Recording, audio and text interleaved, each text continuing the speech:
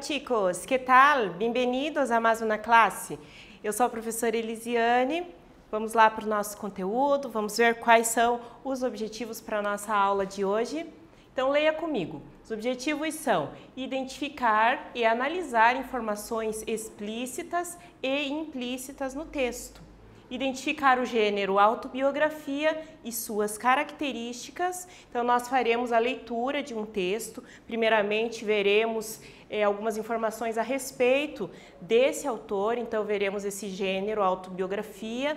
A seguir, faremos a leitura do texto e assim faremos esse primeiro objetivo, que é a identificação dessas informações explícitas, que são aquelas identificadas mais facilmente, e as implícitas, que são as informações que você vai adquirindo, vai percebendo por uma leitura um pouquinho mais atenciosa, mais atenta, mais profunda, bem?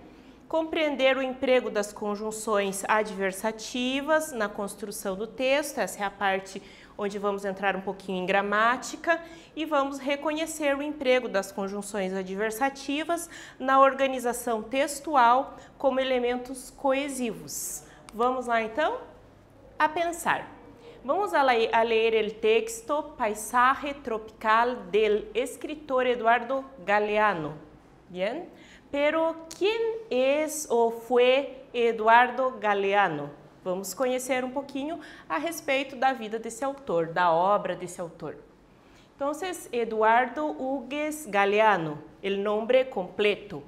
Es de Montevideo, Uruguay, y vivió de 1940 a 2015. Vivió 74 años.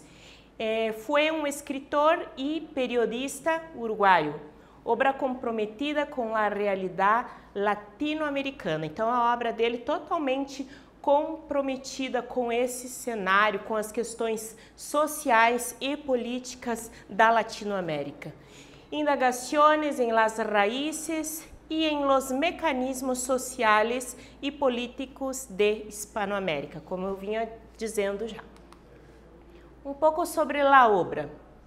En Memoria del Fuego, en este libro, Galeano lleva a cabo una revisión de la historia de Latinoamérica desde el descubrimiento de América hasta nuestros días. Y él va haciendo sus apuntamientos y denuncias entre el relato y el informe, la recopilação de poemas e a transcrição de documentos. Então, enquanto ele vai escrevendo, ele vai explanando, ele um pouco narra, ele entra no relato, ele informa, ele faz as críticas, ele apresenta o cenário, a Latinoamérica para quem não conhece. La descripción de los hechos y la interpretación de los movimientos sociales y culturales que los sustentan. Autobiografía completísima. Nací el 3 de septiembre de 1940, mientras Hitler devoraba media Europa y el mundo no esperaba nada bueno. Desde que era muy pequeño, tuve una gran facilidad para cometer errores. De tanto meter la pata, terminé demonstrando que iba a dejar honda huella de mi paso por el mundo. Então, ele está falando aqui que desde pequenininho, de tanto meter la pata, nessa expressão ele está querendo dizer assim, falar bastante, se expressar, às vezes cometendo algumas gafes, né? Mas ele percebeu que ele ia deixar marcas. Onda, huella, significa assim, deixar marcas no mundo, né? Da sua produção, do seu pensamento. Com la sana intenção de profundizar la huella, me hice escritor ou intenté serlo. Me hice escritor, né? Eu me tornei um escritor, ou pelo menos tentei ser um escritor. Olha só que modesto. Um fragmento do livro El Cazador de Histórias. Vamos a reflexionar. El texto leído se trata de una autobiografía. ¿Sabe qué es una autobiografía? Com certeza vocês devem se recordar desse gênero textual. Quais são suas características? Então vamos ver, nós acabamos de ler um fragmento de uma autobiografia, né, de Galeano. A autobiografia é um relato de uma vida ou parte de ella, escrita por el próprio protagonista, mostrando su nascimento, sus logros, o sea, sus hechos, sus fracasos, sus gustos, sus experiencias, reconocimientos y los demás acontecimientos relevantes que haya vivido o a que haya asistido. Ejemplo, nací el 3 de setembro de 1940. Então, nesse trecho, neste fragmento, nós observamos aqui o uso da primeira pessoa, o verbo conjugado em primeira pessoa, nasci, é o próprio protagonista, o autor, relatando, contando algo sobre ele mesmo. Vamos a ler, então. Paisaje tropical é o título desta obra. Por las aguas del Amazonas avanza lentamente el barco, en viaje de nunca acabar desde Belém hacia Manaus. Rara vez aparece alguma choza. É uma construção, uma casa bem simples, uma cabana em la selva, enmascaradas por maranhas de llanas, uma planta típica ali do local, e algum ninho desnudo saluda a los navegantes com la mano. En la cubierta repleta, alguien lee la Biblia en voz alta, sonoras alabanzas a Dios.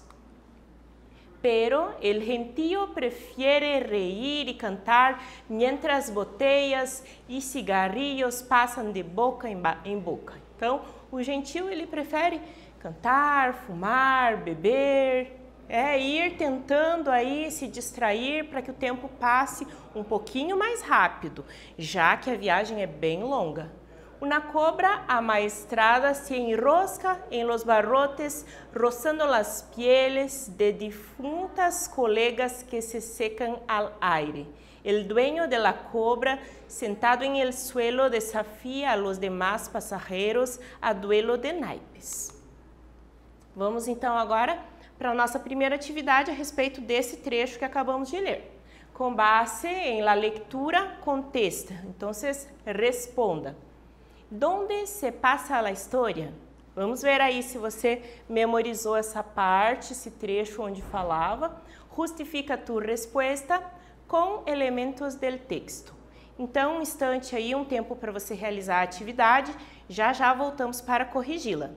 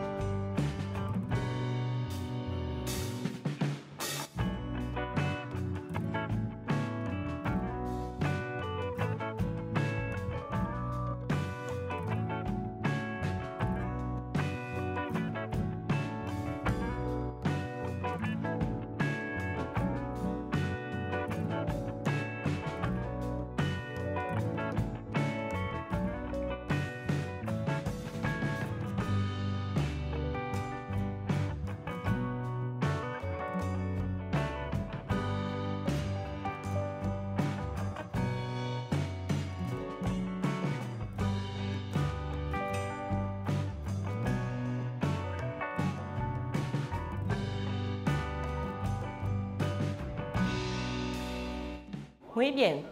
Entonces, ¿dónde se pasa la historia? En un barco, en viaje de Belém para Manaus, por las aguas del río Amazonas. Você respondeu assim? Espero que você tenha lembrado, tenha anotado tudo direitinho.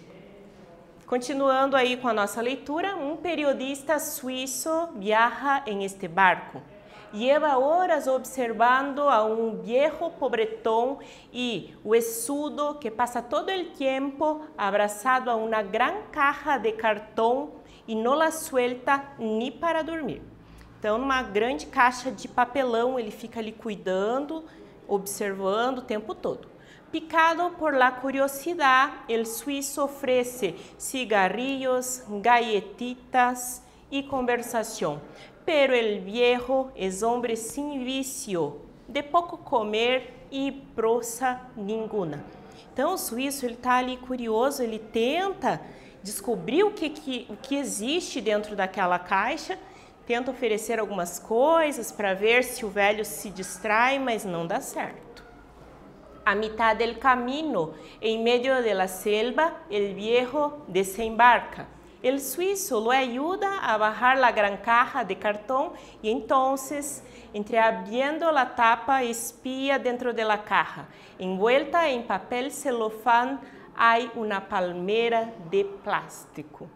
Então, eu queria que você observasse aqui o tom de crítica que existe nesse objeto, nesse elemento que ele coloca, que existia dentro dessa caixa.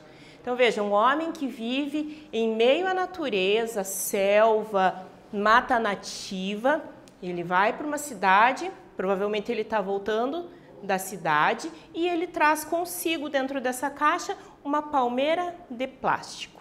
O que isso significa? Pode significar? Ele está introduzindo a cultura de outro lugar, de outro povo, e está admirando, está aceitando essa cultura e trazendo essa cultura para si.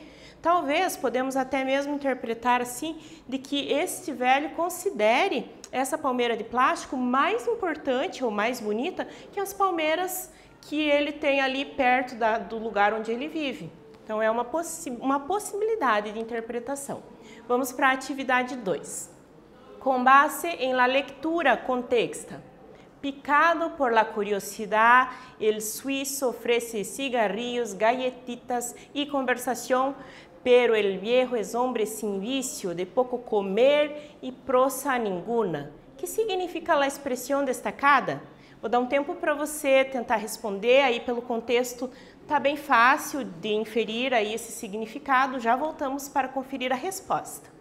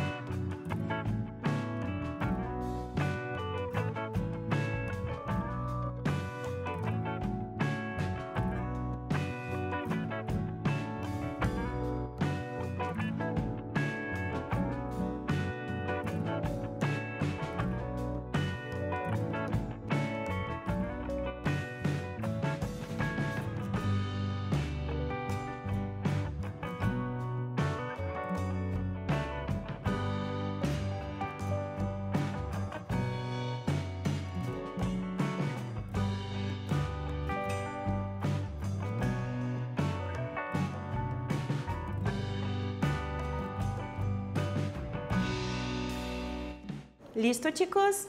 Então, conseguiram aí pensar no significado de picado por la curiosidad? La expresión significa que el suizo estava lleno de curiosidade, estava cheio, com muita curiosidade, certo? Esse é o significado da expressão. E já vamos para a atividade 3. Como resumirias este texto, Paisaje Tropical de Eduardo Galeano? No te olvides, el resumen es un escrito que sintetiza las ideas principales de un texto de manera concisa, breve y fiel sobre los puntos más importantes de um texto. Então, você vai tentar aí fazer o resumo, escrever um parágrafo com umas 5 linhas mais ou menos, colocando as partes principais, informações gerais sobre esse fragmento de texto que nós acabamos de ler, ok? Um tempinho aí para você, já voltamos aí com uma sugestão de resumo para você comparar aí o seu resumo com o resumo da professora, bien?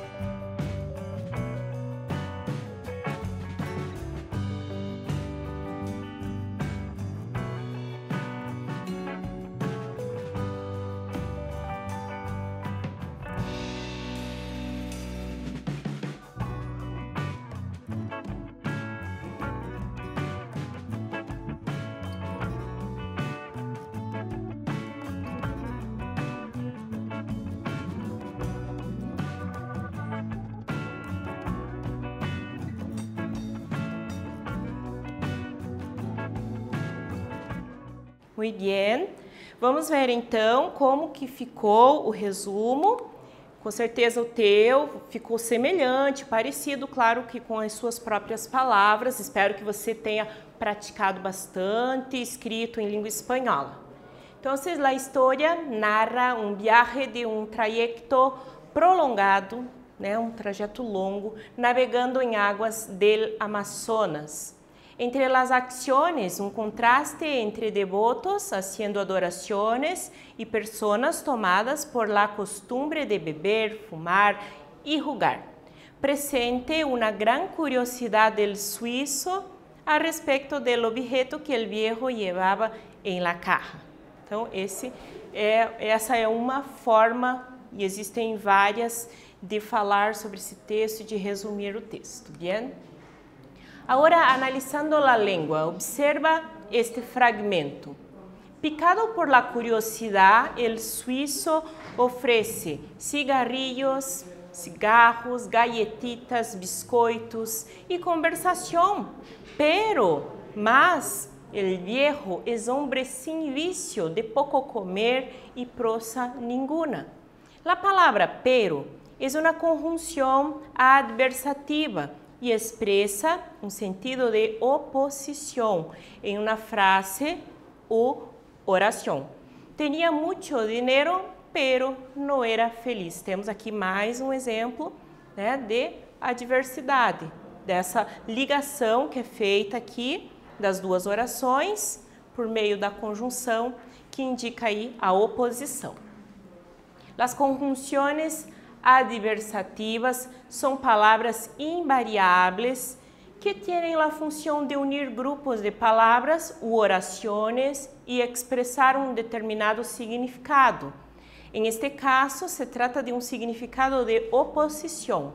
As conjunções adversativas são pero, sino e mas. As três têm quase o mesmo sentido. Quando você lê inserida em uma frase, no contexto, você vai perceber isto. Exemplos. Juntamos o dinheiro que pudimos, pero não foi suficiente. Então, é um mas que nós utilizamos na língua portuguesa, mas não foi suficiente. Ele não foi o culpable, sino que é uma vítima.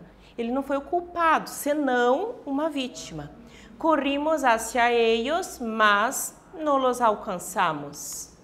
A leer la historieta.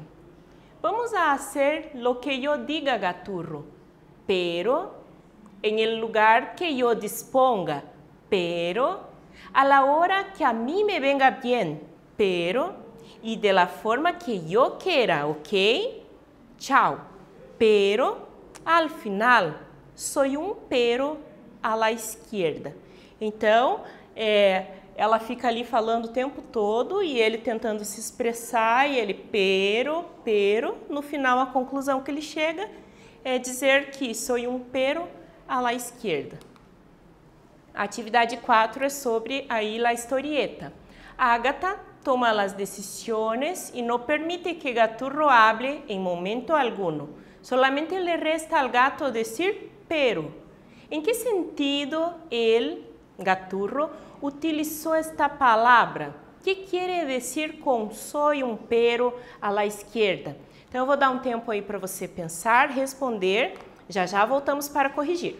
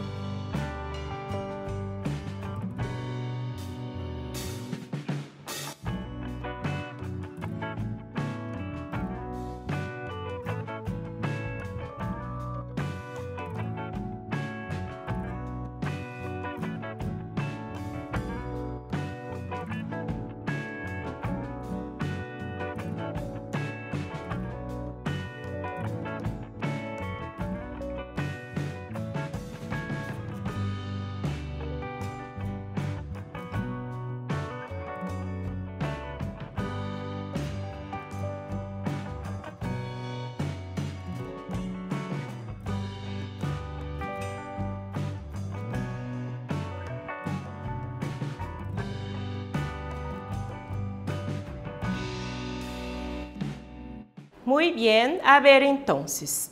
¿Qué significa, qué quiere decir gaturro con soy un pero a la izquierda? Gaturro usa pero queriendo exponer su argumentação por meio de um intento de contrariedade. Ele está tentando falar a sua ideia, que é contrária. La última habla de gaturro es una analogía a la expresión ser un cero a la izquierda, que quiere decir ser un inútil, no valer para nada. Bien? Entonces, ¿qué aprendemos, que vimos en esta clase? Análise de um fragmento do texto, Paisaje Tropical, de Eduardo Galeano. Então, nós fizemos a leitura, a interpretação, observamos algumas expressões que surgiram, apareceram ali no texto e também fizemos a leitura de uma HQ do Gaturro. O gênero autobiografia, vimos também as suas principais características e o emprego das conjunções adversativas pero, sino e mas na organização textual como elementos coesivos. Muito bem, eu espero que esse conteúdo tenha sido bem útil e proveitoso para você e hasta luego!